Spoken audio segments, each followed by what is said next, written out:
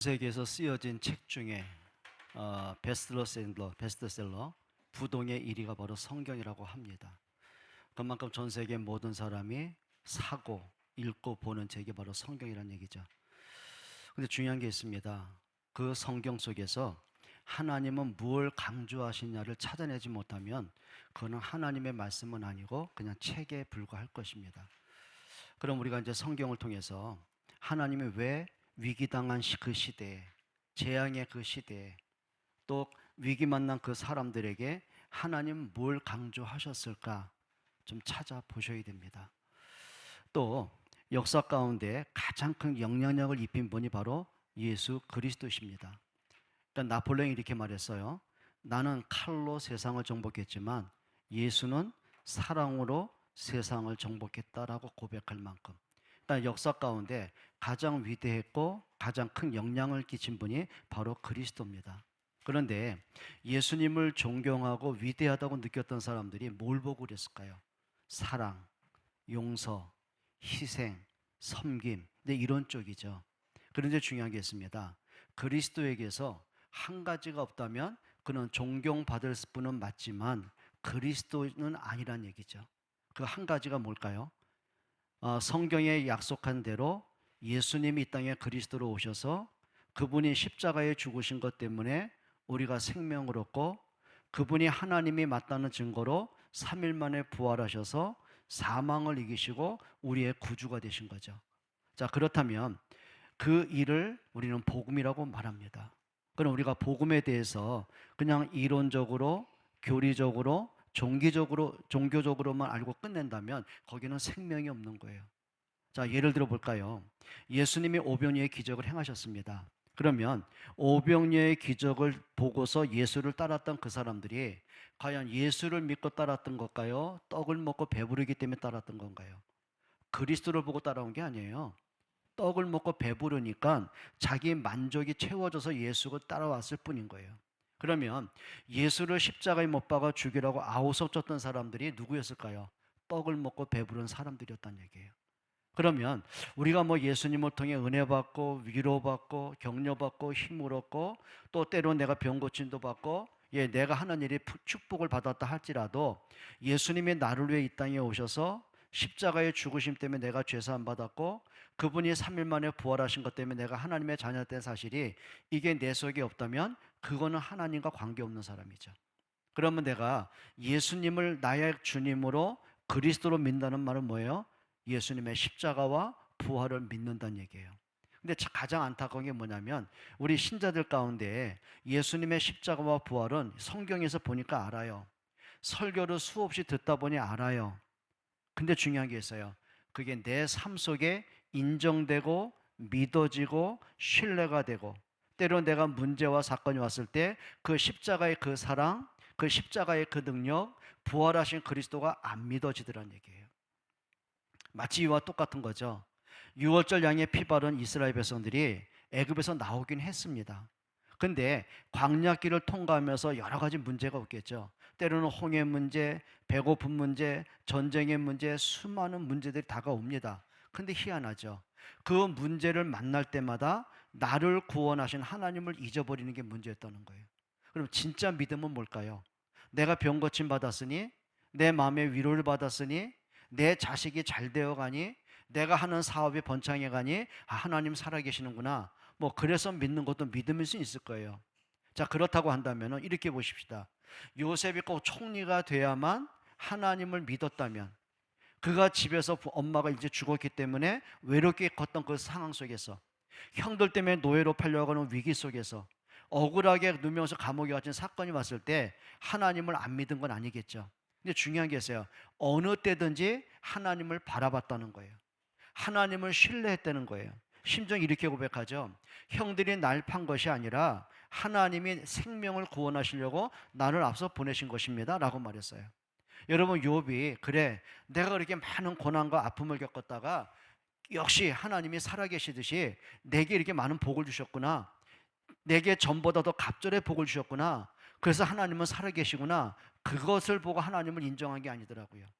그렇죠. 모든 재산 없어졌고 열 자녀 떼죽음을 당하고 온몸에 병이 들고 와이프는 하나님 저주하라고 독서를 퍼붓고 주변에 모든 알고 있는 사람이 욥을 조롱하도 그 속에서 뭐라고 합니까? 고백을 했어요. 주신 분도 여호와여, 취하신 분도 하나님이십니다. 내가 눈으로 하나님을 봅니다. 여러분, 뭘 고백했다는 얘기죠? 하나님을 신뢰했다는 거예요. 하나님의 능력을, 하나님의 주권을, 하나님의 언약을 진짜 믿었다는 거예요. 여러분, 환경은 바뀔 수 있어요. 여러 가지 조건도 바뀔 수 있어요. 문제 올 수도 있고 축복이 올 수도 있어요. 그렇죠. 변할 수는 있어요. 근데 중요한 게 있는 거예요. 하나님과 나와의 관계는 변하면 안 되는 거예요. 그래요. 아이들이 병치레할 수도 있어요. 사춘기를 겪을 수도 있어요. 부모한테 대항할 수도 있어요. 여러 가지 문제를 만들 수도 있어요. 부모의 속을 뒤집어 놓을 수도 있어요. 근데 중요한 게 있어요. 엄마는 그 자녀에 대한 사랑의 줄은 절대 놓지 않는다는 거예요. 그게 힘이라는 거거든요. 여러분, 우리에게 있어서 진짜 바른 믿음 갖기를 축복합니다. 그러면 지난주 이어서 우리가 once again, 다시 한번 뭘로 가자는 거죠? 복음으로 돌아가자는 거예요. 근데 지난주에 말씀에 이어서 오늘은 그냥 복음으로 가지 말고요, 오직 복음으로 돌아가는 여러분들에게로 축복합니다. 그러면 복음이 첫 번째 뭐라 그랬죠? 하나님이 주신 약속, 그 구원의 언약이 복음이라고 했어요. 그래서 하나님은 구약 성경을 통해서 주시는 메시지가 딱 하나입니다. 내가 이렇게 그리스도 보내겠다라는 겁니다. 아담과 하와가 선악과를 따먹고 멸망의 길로 갔을 때 인간의 노력과 선행과 열심으로는 절대 그 죄 문제, 사단 문제, 운명 문제, 지옥 문제를 해결할 수 없기 때문에 하나님 그 문제를 해결하기 위해서 여자의 후손 그리스도를 강조하신 것이죠. 홍수 멸망에서는 사람의 인격과 노력과 열심으로는 살 길이 없어요. 방주만이 구원의 길인 것처럼 그리스도만이 구원인 걸 강조하신 것이죠. 자, 430년간 노예로 됐을 때 역사가 흘러가고 세대가 바뀌어가서도 노예에서 나올 길이 없어요. 운명 바꿀 수 있는 힘이 없어요. 그런데 하나님은 유월절 양의 피 바른 그날에 바로를 꺾으신 것처럼 430년 동안의 노예와 저주 속에서 그들을 해방하신 것처럼, 그들의 가정과 후손을 살리신 것처럼 하나님은 십자가에 매달리신, 피 흘리신 그리스도를 통해서 구원할 것을 강조하신 것입니다. 그게 구약 성경이에요. 그래서 구약은 뭐냐면 옛 약속이라고 말합니다. 내가 그리스도 보낼게 하게 구약의 약속이에요. 그럼 신약은 뭐라고 그랬죠? 내가 약속한 대로 그리스도가 오셨어. 그게 신약 성경입니다. 그러면 하나님의 언약이 맞다면, 하나님의 약속이 맞다면 반드시 이루어져야 되겠죠. 그리스도를 보내겠다고 하셨다면 그리스도가 오셔야 되겠죠. 그래서 오늘 두 번째입니다. 진짜 복음이 뭐라고요? 예수님이 약속한 대로 그리스도로 이 땅에 오셨다는 게 복음입니다.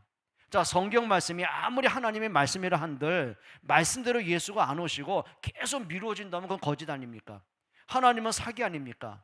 성경은 하나님 말씀 아니죠. 사기꾼의 책이죠. 그런데 하나님의 약속한 대로 예수님이 그리스도로 이 땅에 오신 것입니다. 그리고 예수님이 오신 것을 성육신이라고 말하는 거예요. 왜 성육신일까요?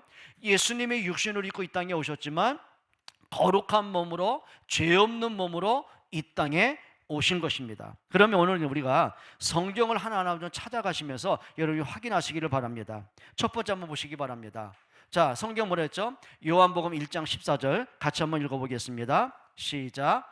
말씀이 육신이 되어 우리 가운데 거하심에 우리가 그의 영광을 보니 아버지의 독생자의 영광이요 은혜와 진리가 충만하더라. 말씀이 육신이 됐다. 그 말은 뭘까요? 구약에 하나님은 끊임없이 여자의 후손을 통해서, 방주를 통해서, 유월절 피 언약을 통해서, 때로는 성막을 통해서, 언약궤를 통해서, 도피성, 노뱀 많은 것을 통해서 그리스도의 생명의 구원을 약속하신 거죠. 그 하나님이 말씀한 대로 예수님이 우리에게 육신을 입고 이 땅에 오신 것입니다. 근데 어떤 모습으로요? 그 우리 가운데 거하심에 우리가 그의 영광을 보니 아버지의 독생자의 영광이요 은혜와 진리가 충만하더라. 그러면 이렇게 보셔야 되는 거죠. 예수님이 이 땅에 오신 것은 위대한 인물로 오신 게 아니에요. 단순하게 존경받을 분으로 오신 게 아니에요. 역사를 바꾸러 오신 분이 아니에요. 성경에 약속한 대로 예수님이 그리스도로 이 땅에 오신 거예요. 그 말씀이 육신을 입고 이 땅에 오신 것이죠. 두 번째 또 한번 생각해 봅니다. 자, 예수님이 이 땅에 오신 것은 뭐라고요? 성육신이라고 했습니다. 그래서 하나님이 사람으로 이 땅에 오셨다는 것이죠. 여러분, 이게 믿어지십니까? 아니, 하나님이면 하나님이지 왜 사람으로 오십니까? 자, 이렇게 보시면 어떨까요? 자, 대통령이 대사를 좀 미국에 파송을 합니다. 그런 개인이 아니에요. 누구로 간 거예요? 한 개인이 미국에 들어간 게 아니라 한 나라의 대표로 미국에 들어간 거예요. 그게 뭘까요? 한 사람 이전에 그 사람은 한 대한민국의 대표자로 미국에 파송된 겁니다. 무슨 얘기인지 아시겠습니까? 예수님이 이 땅에 사람으로 오셨지만 그분은 사람으로 끝난 게 아니에요. 하나님이 사람의 몸으로 이 땅에 오신 것입니다. 그래서 빌립보서 2장 6절로 8절 이렇게 말씀합니다. 같이 읽어봅니다. 그는 근본 하나님의 본체시나 하나님과 동등됨을 취할 것으로 여기지 아니하시고 오히려 자기를 비워 종의 형체를 가지사 사람들과 같이 되셨고 사람의 모양으로 나타나사 자기를 낮추시고 죽기까지 복종하셨으니 그 십자가에 죽으십니다. 그는 근본, 그 말은 뭐죠? 그분 자체가 하나님이라는 거예요. 그분 자체가 하나님이신데 하나님과 동등됨을 취하지 아니하셨어요. 왜 그랬을까요? 자, 하나님을 떠난 건 인간입니다.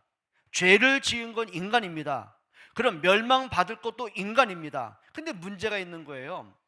인간은 스스로 자기 노력과 선행과 종교적인 그 어떤 열심으로도요 하나님 만날 길이 없어요. 죄와 사망에서 생명 얻을 길이 없어요. 죄의 올무에서, 사단의 올무에서 벗어날 길이 없어요. 그럼 답은 하나입니다. 인간을 창조하신 하나님만이 인간의 문제를 해결할 수 있는 거예요. 그래서 하나님이 우리의 문제를 해결하기 위해서 뭘로 오신 거예요? 사람의 몸으로 이 땅에 오신 거예요.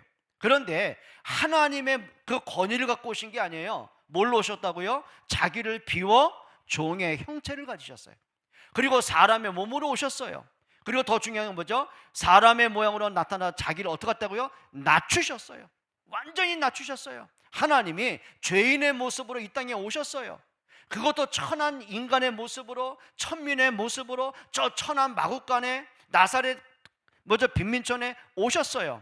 그래서 사람들이 착각이 뭐냐면, 야, 저 천민 주제에, 저 거짓 출신 나사렛 출신 주제에, 목수의 아들 주제에 지가 그리스도라고 인정을 못한 거예요.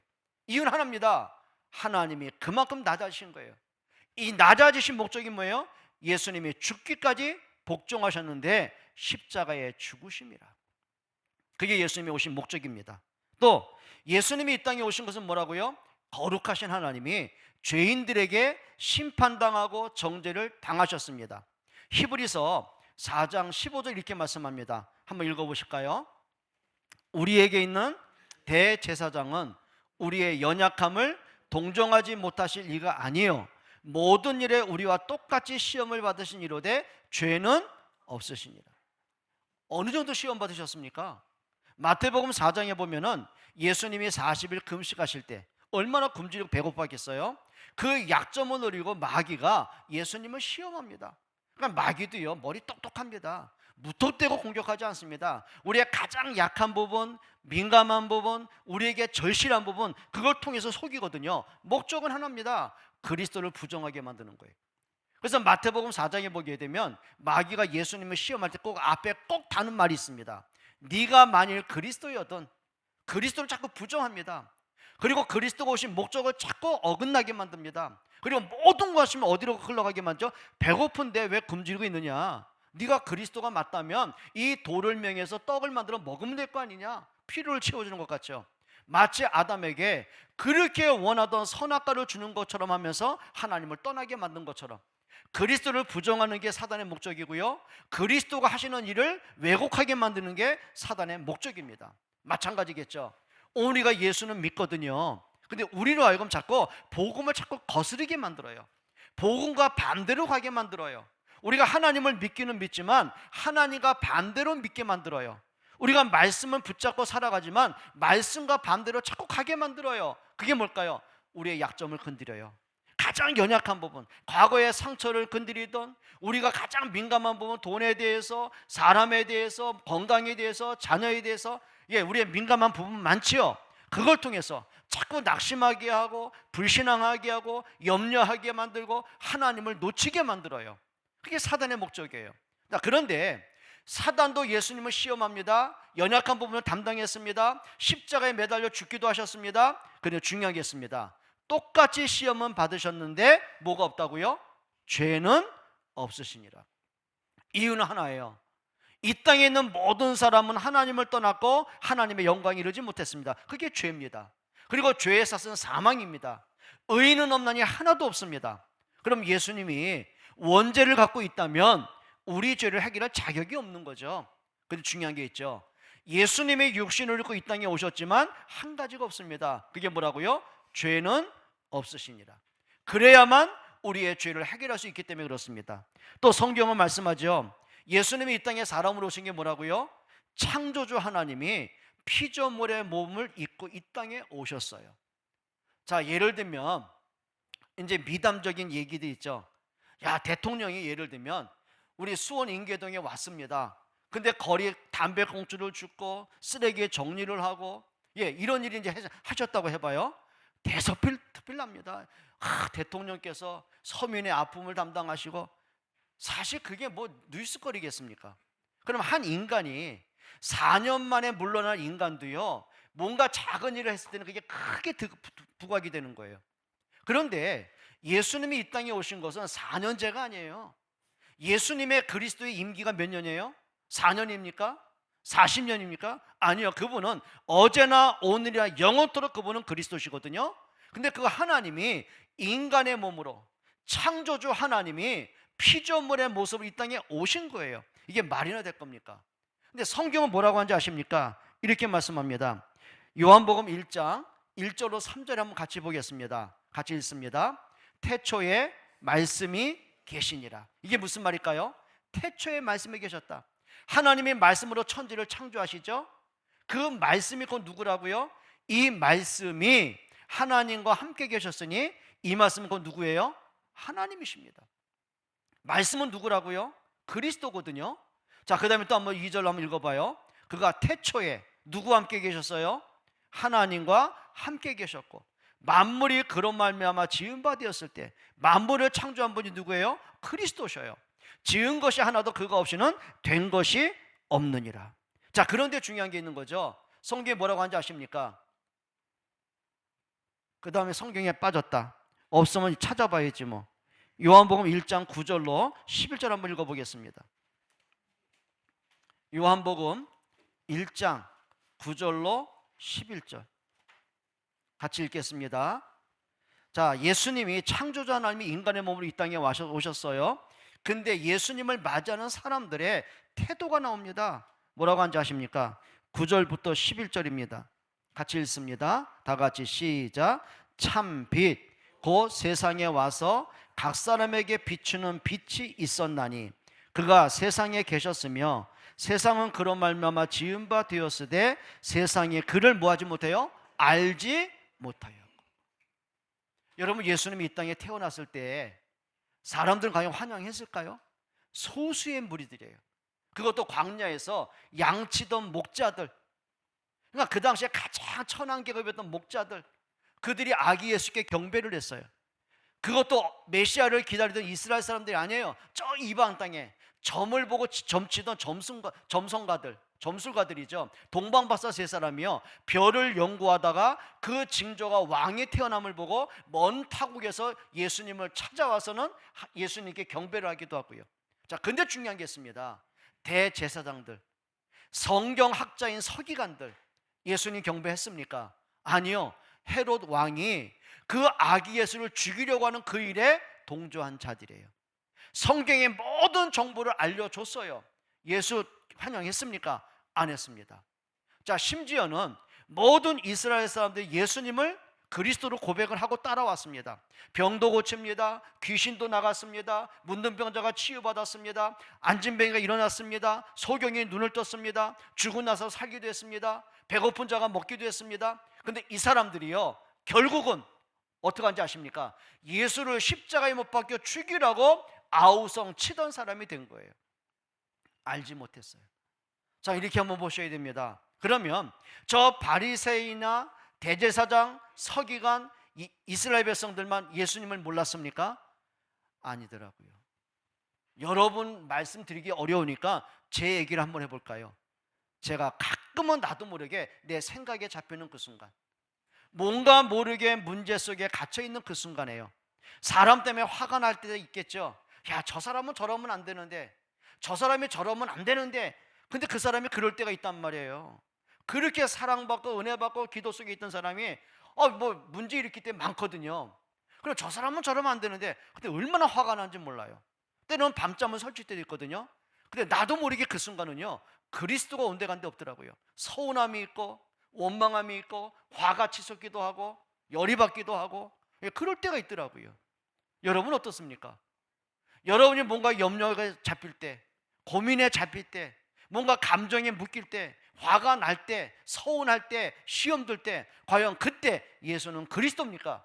아니면 내 감정이 우선입니까? 때로는 우리가요, 그를 알지 못할 때가 굉장히 많습니다. 한번 여러분 자신에게 질문해 보세요. 나는 어떨까? 한번 해보셔야 돼요. 질문해 보셔야 되는 거예요. 나는 언제 불신앙이 일어날까? 나는 언제 자꾸 내 생각에 잡힐까? 나는 언제 내 감정에서 허우적대다가 복음 놓치고 말씀 놓치고 예배 안 되고 기도에 힘을 잃어버릴까? 그때가 도대체 언제일까?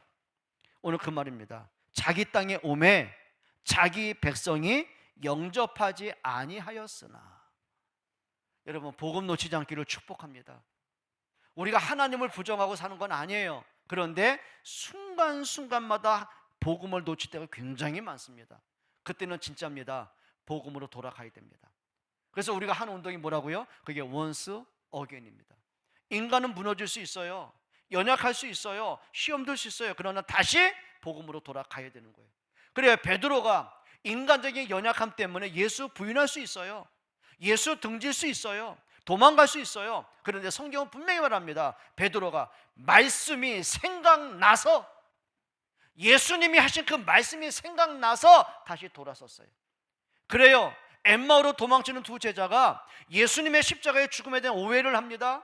그 예수를 잡아 죽인 그 로마 군병들이 나도 죽일 수 있다는 두려움에 빠집니다. 살기 위해서 도망을 칩니다. 부활하신 예수마저도 안 보입니다. 끊임없이 생각에 잡히고 불신앙에 잡히고 두려움에 잡혀서 복음 밖으로 자꾸 무너집니다.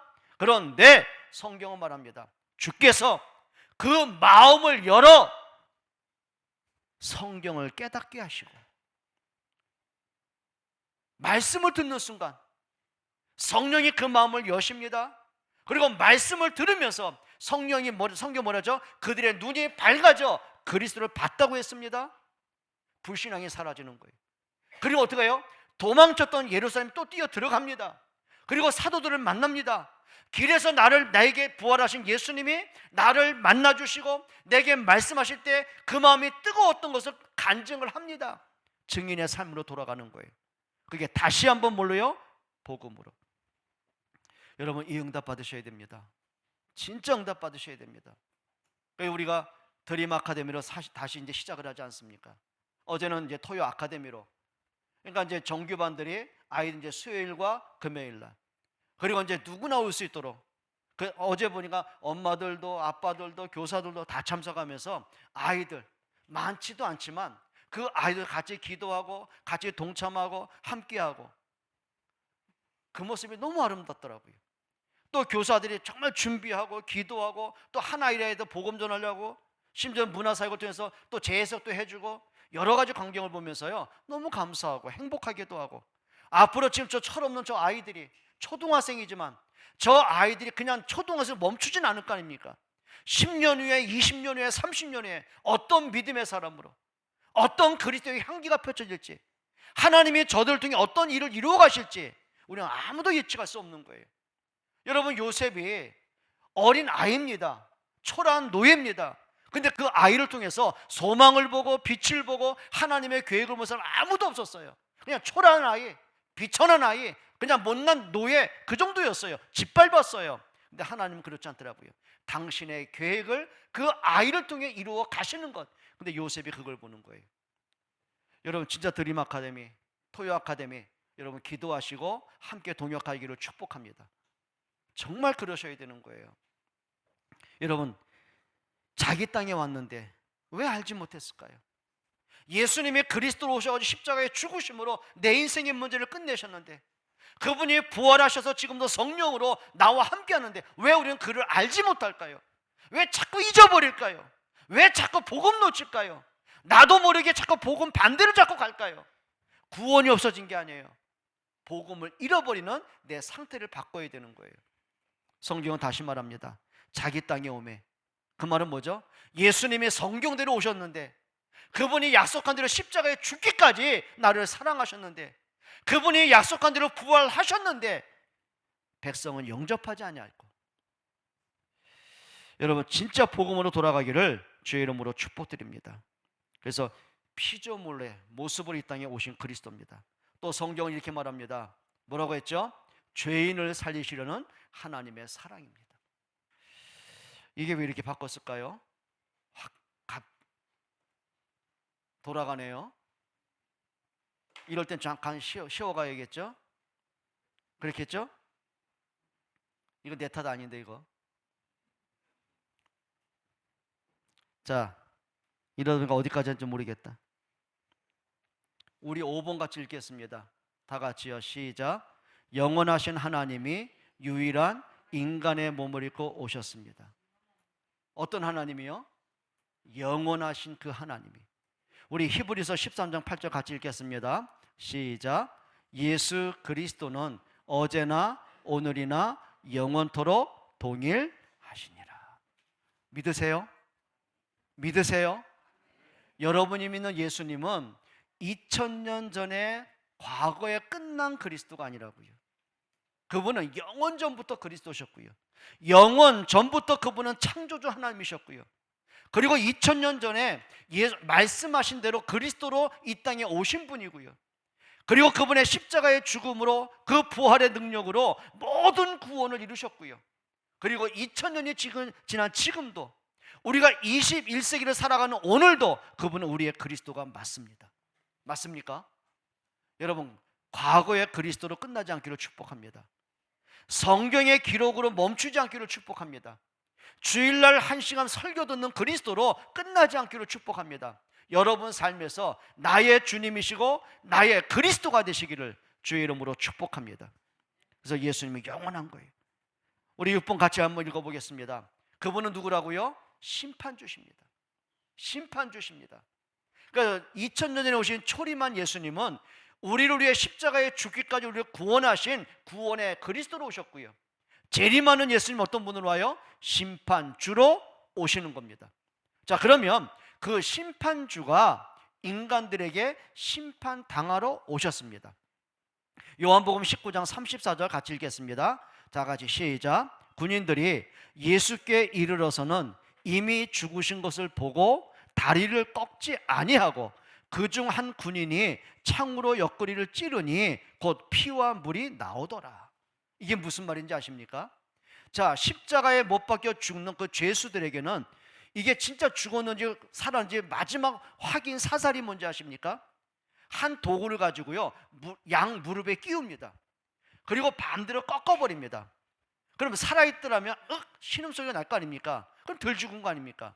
그런데 무릎을 꺾어버렸는데도 아무 반응이 없다. 그건 죽은 거예요. 근데 성경에는 분명히 예수님에 대해서 십자가의 죽음을 약속하셨지만 그의 무릎은 상하지 아니하였다라고 예언되어 있거든요. 그럼 작은 문제지만 만약에 로마 군병이 예수님의 죽음을 확인해 무릎을 꺾었다고 한다면 거기서 성경은 거짓말이 되는 거예요. 근데 성경을 이루기 위한 하나님의 역사겠죠. 한 로마 군병이 두 강도의 무릎은 꺾었는데 예수님의 무릎은 꺾지 않아요. 어떡하죠? 창으로 옆구리를 찌릅니다. 성경에 뭐라고 했죠? 물과 피가 쏟아지더라. 마지막 남은 한 방울의 물이, 마지막 남은 한 방울의 피까지도 쏟아내신 거예요. 그게 뭘까요? 예수님이 인간들에게 심판을 당하셨습니다. 뭐 이유는 하나예요. 그래야만 우리가 죄사함 받고 그래야만 우리가 구원을 받기 때문에 그렇습니다. 여러분 정말 그리스도가 믿어지는 여러분 되기를 축복합니다. 그럼 이렇게 보셔야 되는 거예요. 분명히 성경이 약속한 대 예수가 십자가에 죽기는 하셨는데 죽음으로 끝난다면 의미 없죠. 여러분 인간은 누구나 다 죽지 않아요? 그러면 예수가 십자가에 못 박혀 죽음으로 끝난 거나 우리가 늙어서 죽은 거로 끝난 거나 사고가 나서 죽음으로 끝난 거나 뭐가 다를까요? 어찌 죽었던 죽음은 죽음인데요. 그런데 예수님의 죽음이 한 인간의 죽음이 아니란 것을 증명하기 위해서 세 번째 기적이 뭔지 아십니까? 그게 뭘까요? 예수님의 십자가의 죽음으로 모든 게 완성되신 거예요. 여러분 진짜 우리가 한번 좀 기억해 보시기 바랍니다. 한번 읽어보겠습니다. 예수님의 십자가의 죽음의 사건이 뭐라고요? 하나님의 탄식이 해결되는 사건입니다. 그리고 마가복음 10장 45절에 보니까 대속물로 주신 사건입니다. 여기 대속물은 뭐라고요? 나를 대신해서 예수님이 속죄의 제물이 되신 것입니다. 예수님 말씀하셨어요. 인자가 온 것은 많은 사람의 대속물로 주려 함이니라. 또 예수님의 십자가의 죽음은 뭐였다고요? 인간의 근본 문제를 해결하는 사건이었다는 거예요. 로마서 5장 6절에 보니까 우리가 연약할 때 그랬어요. 그 연약이란 말은 뭐냐면 내가 어떤 노력과 인격과 수고와 열심으로도 해결할 수 없는 그 상태, 무기력한, 영적으로 완전 무기력한 그 상태, 아무리 성공하고 권력 가진 사람들도 해결할 수 없는 영적 무기력의 상태, 그걸 연약할 때 그 말이죠. 그래서 성경이 뭐냐면 우리가 연약할 때에 기약대로 그리스도께서 우리 십자가에 죽으셨다고 그랬어요. 또 로마서 5장 8절에 뭐라 그랬죠? 우리가 아직 죄인 되었을 때에 그리스도께서 십자가에 죽으심으로 하나님이 우리에 대한 자기의 사랑을 확증하셨어요. 또 5장 10절에 뭐라고 했습니까? 우리가 하나님과 원수 되었을 때 하나님께 돌아설 자격이 없는 거예요. 구원받을 자격이 없는 거예요. 하나님의 이름을 부를 자격이 없는 거예요. 우리가 아직 원수 되었을 때 그리스도께서 십자가의 죽음으로 하나님과 우리를 화목하게 하셨어요. 그게 예수님의 십자가의 죽음이죠. 그리고 고린도전서 1장 18절에 뭐라고 했습니까? 십자가의 도가 멸망받는 사람에게 미련하게 보이지만 구원을 얻은 우리에게는 하나님의 능력이라 라고 말씀하신 거죠. 여러분 그게 십자가의 능력입니다. 자, 그러면 죄인을 살리시려는 하나님의 사랑이죠. 우리 성경 한 절 읽겠습니다. 요한일서 4장 9절로 10절 다 같이 읽습니다. 시작. 하나님의 사랑이 우리에게 이렇게 나타난 바 되었으니 하나님이 자기의 독생자를 세상에 보내심은 그로 말미암아 우리를 살리려 하심이라. 사랑은 여기 있으니 우리가 하나님을 사랑한 것이 아니요 하나님이 우리를 사랑하사 우리 죄를 속하기 위하여 화목제물로 그 아들을 보내셨습니다. 하나님의 사랑이 우리에게 이렇게 나타났어요. 어떻게 나타났어요? 그리스도를 이 땅에 보내셨어요. 그분의 십자가의 죽음으로 우리를 사랑하신 거죠. 많은 사람이 이렇게 말합니다. 기독교를 무슨 종교라고 그러죠? 박의 종교라고 해요. 넓을 박자 사랑의 자. 그래서 많은 교회들이 구제합니다. 노숙자들에게 밥을 해줍니다. 어려운 사람 도와줍니다. 당연하게 해야 됩니다. 그런데 여기서 말하는 그런 사랑으로 끝나는 게 아니에요. 진짜 사랑 이겁니다. 나는 하나님 앞에 사랑받을 자격이 없어요. 하나님께 설 자격이 없어요. 그런 죄인을 하나님이 용서하시고 사랑하셨어요. 그 방법이 뭐라는 거죠? 독생자 그리스도가 십자가의 죽음으로 내게 대한 사랑을 완성하신 것입니다. 여러분 하나님의 사랑 여러분 인정하기를 축복합니다. 그러면 우리도 마찬가지죠. 서로 사랑하라. 성경 말씀했어요. 너희도 이와 같이 서로 사랑하라. 그래요. 우리가 윤리적인 도덕적인 사랑도 필요한 거예요. 어려운 사람 섬기는 것도 필요한 겁니다. 진짜 사랑 중에 사랑이 뭔지 아십니까? 그에게 그리스도의 사랑을 전달하는 거예요. 하나님이 당신을 얼만큼 사랑하셨는지, 예수님이 당신을 위해서 얼만큼 사랑하기까지 죽으셨는지 그걸 알려주는 것, 그게 진짜 사랑 전하는 거죠. 여러분 진짜 사랑하는 마음 갖기를 축복합니다. 그리고 또 성경은 말씀합니다. 구원의 모든 언약을 완성하셨어요. 예수님이 십자가에 죽으면서 마지막 말씀이 뭡니까? 내가 다 이루었다. 모든 구원의 언약을 다 이루셨어요. 인간의 모든 원죄 문제를 십자가에서 다 끝내셨어요. 그걸 다 이루었다는 거죠. 여러분 진짜 그리스도 여러분 믿고 신뢰하고 인정하는 여러분 되기를 축복합니다. 자, 그럼 아까 말씀드린 것처럼 예수님의 십자가의 죽음으로 멈추고 끝났다면 우리 그분 믿을 필요는 없잖아요. 왜 믿겠습니까? 근데 그분이 우리의 주님이 맞고 그리스도가 맞다는 증거가 뭐죠? 그분이 3일 만에 부활하신 것이 복음이에요. 그래서 복음 중에 진짜 절정의 복음이 뭔지 아십니까? 그리스도의 부활의 능력입니다. 근데 참 안타까운 게요, 자꾸 인간들은요 과학적인 근거를 가지고 뭐, 사람들의 생리적인 가지고 자꾸 이렇게 뭔가를 따지려고 하거든요. 자, 이 문제가 처음으로 대든 게 어떤 사건이냐면 그게 고린도전서 15장의 사건입니다. 고린도 교회 안에 자꾸 문제가 도는 거예요. 야, 너는 죽은 자가 살아나는 걸 믿어? 저 바울이 예수가 죽었다 3일 만에 부활했다는데 과연 이게 맞는 얘기일까? 이거 어디까지 우리가 들어야 될까? 이런 불신앙의 소리가 계속 퍼지기 시작하는 거예요. 그러니까 바울이 안타깝게 말하죠. 너희 가운데 어찌하여 죽은 자의 부활이 없다 하느냐.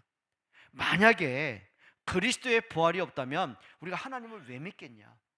그리스도의 부활이 없다면 성경을 우리가 왜 인정하겠냐? 그리스도의 부활이 없다면 너희나 나나 가장 불쌍한 사람 아니냐? 왜 부활하자는 예수를 왜 믿겠냐? 바울이 거기까지 외치는 거예요. 한번 여쭙겠습니다. 여러분 예수님의 부활을 믿으십니까? 정말 믿으십니까? 그러면 예수님이 죽은 지 3일 만에 부활하셨듯이 예수님이 재림하는 그날에 모든 사람들이 믿음으로 살다 죽은 사람이 부활할 걸 믿으십니까? 그게 부활의 신앙인들이거든요. 그럼 부활은 뭘까요? 이렇게 보셔야 되는 거죠. 하나님이 맞다는 증거입니다. 인간 가운데 모든 인간은 유한합니다. 그러나 죽은 지 3일 만에 부활하시고 영원히 살아계신 분은 오직 그리스도 한 분밖에 없습니다. 그럼 예수님이 부활했단 말은 뭘까요? 예수가 우리의 생명의 주가 맞다는 것이죠. 그리고 그분은 그리스도가 맞다는 증거로 부활하셨고요. 또 2000년 전에 끝난 사건이 아니라 부활하신 예수님은 그 능력으로 지금도 우리와 함께 하십니다. 예수님 약속하셨어요. 볼지어다 내가 세상 끝날까지 너희와 항상 함께 있으리라. 그리고 부활은 뭐죠? 모든 언약의 완성이에요. 야, 성경이 하나님 말씀이 틀림없는 거예요. 예수님이 그리스도가 분명한 거예요. 여러분 진짜 부활의 신앙 갖기를 주의 이름으로 축복합니다. 그리고 예수님의 부활은요 재창조의 능력입니다. 여기에 재창조는 뭘까요?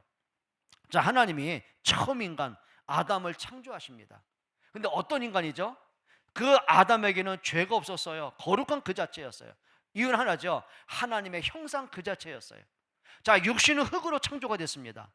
근데 그 흙으로 만든 인간의 몸에다가 하나님 그 코에 생기, 하나님의 영을 집어 놓습니다. 그 생기가 뭔지 아십니까? 살아있는 영이라는 거예요.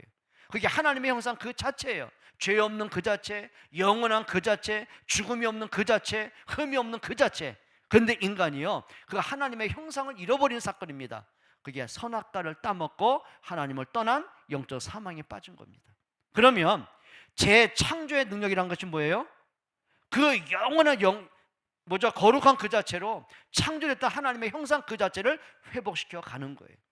여러분, 그럼 우리가 복음 안에서 아름다운 응답받기를 축복합니다. 그래서 우리가 예수 믿고 구원받아서 그걸 끝나면 안 돼요. 우리가 이 땅에 사는 동안 인간은 유한합니다. 아직까지 불완전합니다. 아직까지도 연약합니다. 아직까지는 죄성이 있습니다. 근데 한 가지 중요한 게 있습니다. 따라합시다. 성화의 과정을 통과하자. 성화의 과정이라는 게 뭐죠? 그리스도를 닮아가는 과정이에요. 정말 예수님을 닮아가는 과정이에요. 인간은 예수님을 닮을 자격이 능력이 없어요. 그런데 도전하는 거예요. 영적 싸움을 왜 싸웁니까? 사단은 끊임없이 우리 속에 불신앙을 집어넣을 겁니다. 하나님과 우리의 관계를 깨트릴 것입니다. 자꾸 하나님과 반대로 가게 만들 것입니다. 죄성을 계속 건드려가지고 타락의 길로 가게 만들 것입니다. 근데 우리는 영적 싸움 싸워야 돼요. 그래서 성화는 내가 거룩하다 그게 아니에요. 그리스도를 닮아가는 거예요. 내가 하나님의 사람으로 온전하여 가는 거예요. 바울은 이렇게 말합니다. 너희가 어린 아이를 버려라. 어린 아이를 버려라. 그리고 뭐라 하죠? 장성한 어른으로 살아나는 거예요. 그래서 우리가 성화에 가던 땅가 아니라 그리스도의 사람으로 성장해 가는 거예요. 성숙해 가는 거예요. 여러분, 우리가 그리스도를 알기 전에 영적인 문제를 살아가지 말고요, 상처에 묶이고 세상의 흐름 따라가지 말고, 성경 뭐라는 줄 아십니까? 육신의 정욕과 안목의 정욕과 이생의 자랑을 따라가지 말고요, 정말 그리스도를 따라가셔야 돼요. 믿음으로 살기를 주의 이름으로 축복합니다. 요즘에 많은 목사들이 유튜브에 메시지 계속 올라오잖아요. 우리가 예수님 믿었으면 구원으로 끝난 거다. 뭔 문제냐? 우리가 예수 믿으면 끝난 거고 복음이 끝났지, 뭐 굳이 윤리적인 거 도덕을 자꾸 따지느냐? 그거요, 성경에 그런 말씀 없습니다. 성경에 그런 말씀 없습니다. 여러분, 우리가 정말 죄와 싸울 수 있는, 진짜 복음으로 무장할 수 있는, 그리스도를 닮아갈 수 있는, 믿음으로 성장해 갈 수 있는 은혜 받기를 축복합니다. 그러면 우리가 주님 앞에 서는 순간, 그게 뭐죠? 그리스도로 완전한 죄 없는 모습으로, 거듭난 모습 그 자체로, 하나님의 형상 가진 그 자체로 우리 하나님을 만나게 될 것입니다. 믿습니까? 창세기 1장 20절 28절이요, 비로소 회복이 되는 거예요. 하나님은 이것 때문에 그리스도를 이 땅에 보내신 것입니다. 자, 그러면 한 가지 찾으셔야 됩니다. 모든 구원을 완성하신 예수님은 이렇게 말씀하셨습니다. 너희가 하늘로 가심을 본 그대로 다시 오시리라. 요한계시록에 이 땅에 예수님이 재림하실 직전에 온갖 재앙과 문제들이 터집니다. 그럼에도 불구하고 성경은 이렇게 말씀하십니다. 내가 속히 오리라 하시거늘. 성도들의 고백입니다. 아멘. 주 예수여 어서 오시옵소서. 진짜 복음이 뭐라고요? 부활하신 주님이 약속한 대로 재림주로 오시는 거예요.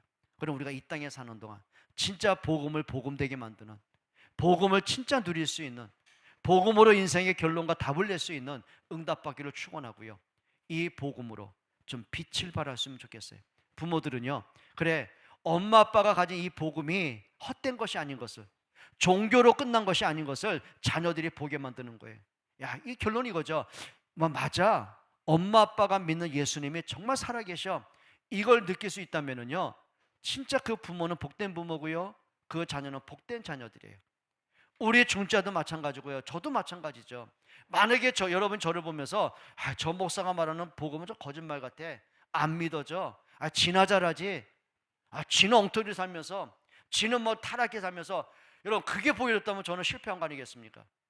근데 여러분 중에 맞아, 진짜 복음은 맞는데, 진짜 복음으로 답을 찾아갈 수 있다면, 복음으로 결론 낼 수 있다면, 그거는 복된 사람이고 그게 성공하는 사람들이에요.